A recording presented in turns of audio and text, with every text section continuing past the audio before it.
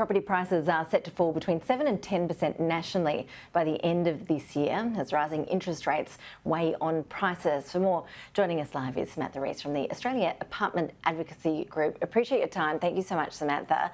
You represent thousands and thousands of apartment owners right around the country. Just set the scene for us. What is the state of the apartment market right now? So we represent 2.5 million people who choose to live in an apartment in Australia. And what we're finding at the moment is that construction prices are actually escalating to the point where, in fact, a lot of apartment projects are not proceeding, which means that people who are living in apartments are actually seeing some uptick in their property values because demand is actually exceeding supply. Right, okay. But what are some of the challenges? Oh, definitely. So what we're seeing is certainly our interest rates are having an impact, especially if you bought at the peak of the market, right? And banks were much more liberal in terms of obviously the property values and obviously lending capacity. But at the same time, what we're seeing is strata fees are escalating as well, and that's to do with insurance plus other costs. And that's a major concern for people who might have bought when they actually had a set income. And what is the advice to apartment owners who are dealing with some of those challenges around those stratas, for example? So in terms of strata fees, certainly, you know, you should be asking if you're buying what are the strata fees for 3 years. Typically the first 12 months are actually underrated in terms of what the true value is because you've got warranty periods with the build, you've got the developer still involved, you're looking after the defects. But once that 12 months is over, that's when you start to see the real cost of actually living in an apartment building. Okay, and are there more things that you need to really look out for if you're buying off the plan, for example? Yeah.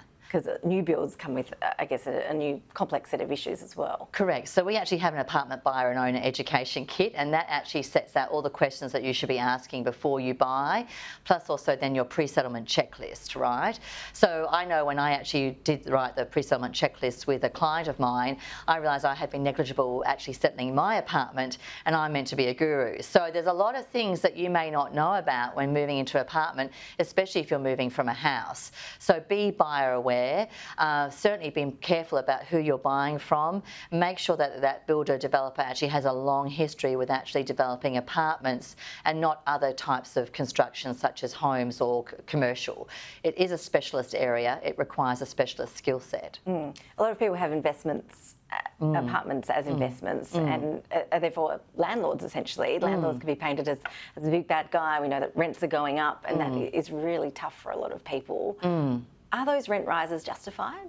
Well, I guess those landlords are making hay while the sun shines, right? And you would have probably seen that there's been a large number of calls from across the country now to stop Airbnb or short stay or limit the short stay.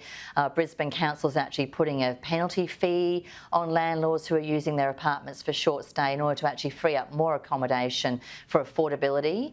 At the end of the day, certainly state government and federal government could get more involved in terms of subsidising those kinds of apartments or putting social housing elements into those apartments.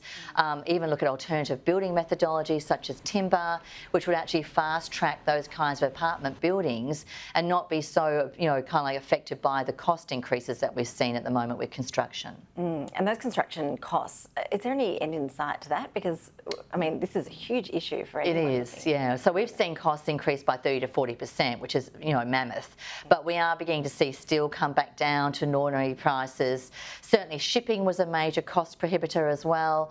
So, you know, what's actually happening is that we're finding the market normalising now, but that doesn't mean that developers haven't gone out to apartment buyers and asked them to cough up another $100,000, maybe $200,000 in order to settle their apartment. So it certainly has been a trying time for the market. And in terms of the outlook, you know, looking at future interest rate rises, what is the best advice that you would have for anyone in the market looking at the moment? Well, certainly shop around. I'm refinancing my loan at the moment because, of course, I'm finding that it's quite difficult and I'm a single mum.